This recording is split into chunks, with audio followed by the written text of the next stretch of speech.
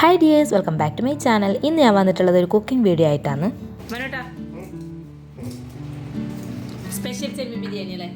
Special അല്ല, ചെമ്മീൻ ബിരിയാണി. അത് സ്പെഷ്യലായി നിന്റെ ബാക്കി. അപ്പോൾ മനുവേട്ടൻ പറഞ്ഞ പോലെ നല്ല അടിപൊളി ചെമ്മീൻ ബിരിയാണി റെസിപ്പി ആയിട്ടാണ് ഞാൻ വന്നിട്ടുള്ളത്. ഞാനല്ല, മനുവേട്ടനാണ് കേട്ടോ ഉണ്ടാക്കുന്നത്. അപ്പോൾ നമുക്ക് പെട്ടെന്ന് തന്നെ വീഡിയോയിലോട്ട് പോവാം. അപ്പോൾ ഇതാ ബിരിയാണിക്ക് വേണ്ടി ചെമ്മീൻ എടുത്ത് വെച്ചിട്ടുണ്ട്. പിന്നെ ഇതാ ഇതുപോലെ ഉള്ളിയും തക്കാളിയും എല്ലാം കഴുകി വൃത്തിയാക്കി എടുത്തിട്ടുണ്ട്.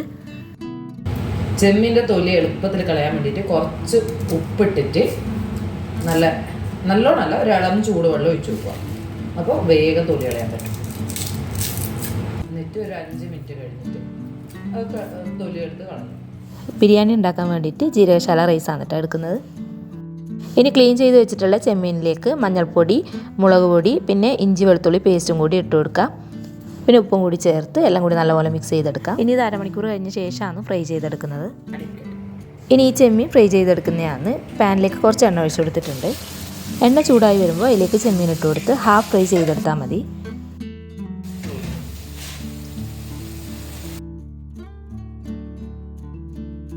അപ്പോൾ ഇത് ചെമ്മീൻ റെഡി ആയിട്ടുണ്ട്. ഇനി നമുക്ക് ചോറ് റെഡിയാക്കാം. അതിന് വേണ്ടി കുറച്ച് ഓയിൽ ഒഴിച്ചു കൊടുത്തിട്ടുണ്ട്. പിന്നെ ചെമ്മീൻ ഫ്രൈ ചെയ്യാൻ എടുത്ത ഓയിലുണ്ടല്ലോ, അതും കൂടി ഒഴിച്ചു കൊടുക്കാം. പിന്നെ ഇതിലേക്ക് സ്പൈസസ് എല്ലാം ഇട്ട് കൊടുക്കാം. ചെറുതായി കട്ട് ചെയ്ത് വെച്ചിട്ടുള്ള ഉള്ളി, പിന്നെ കുറച്ച് മല്ലിയിലയും പുതിനയിലയും കൂടി ചേർത്ത് കൊടുക്കാം.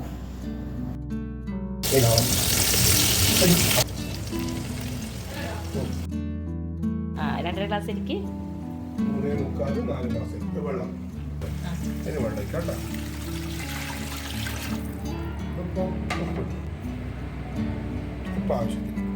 ഉപ്പ് ചേർത്തെടുത്ത ശേഷം അടച്ച് വെക്കാം. വെള്ളം നന്നായി തിളച്ച് വരുമ്പോൾ അതിലേക്ക് അരി ഇട്ട് കൊടുക്കാം. ഇതിലേക്ക് കുറച്ച് ലെമൺ ജ്യൂസും കൂടി ചേർത്ത് കൊടുത്തിട്ടുണ്ട്.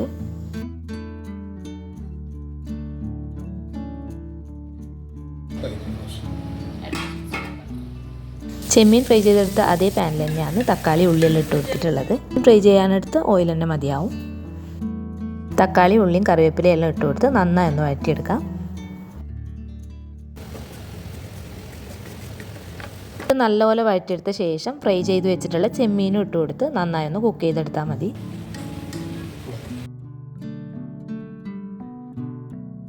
ഇനി നമുക്ക് ബിരിയാണി ദം ചെയ്തെടുക്കണം. ഇതിലേക്ക് കാഷ്നട്ടും കിസ്മിസും ഒന്നും ഇടുന്നില്ല, നിങ്ങൾക്ക് വേണമെങ്കിൽ ഇടാട്ടാ.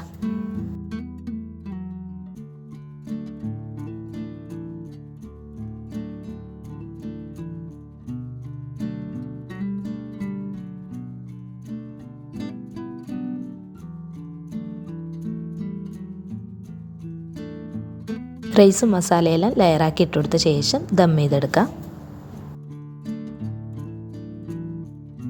ഇത് സെറ്റ് ചെയ്യുമ്പോൾ കുറച്ച് നെയ്യും കൂടി ചേർത്ത് കൊടുത്തിട്ടുണ്ട് കേട്ടോ.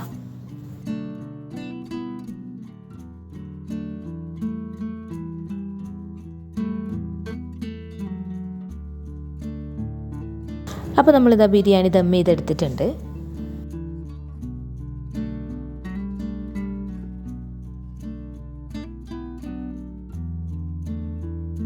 അങ്ങനെ നമ്മൾ ബിരിയാണി റെഡി ആയിട്ടുണ്ട്. അപ്പോൾ നമ്മൾ ബിരിയാണി കഴിച്ചിട്ട് വരാട്ടാ. ബിരിയാണി നല്ല അടിപൊളിയായിരുന്നു, എല്ലാവർക്കും നല്ലോണം ഇഷ്ടമായി.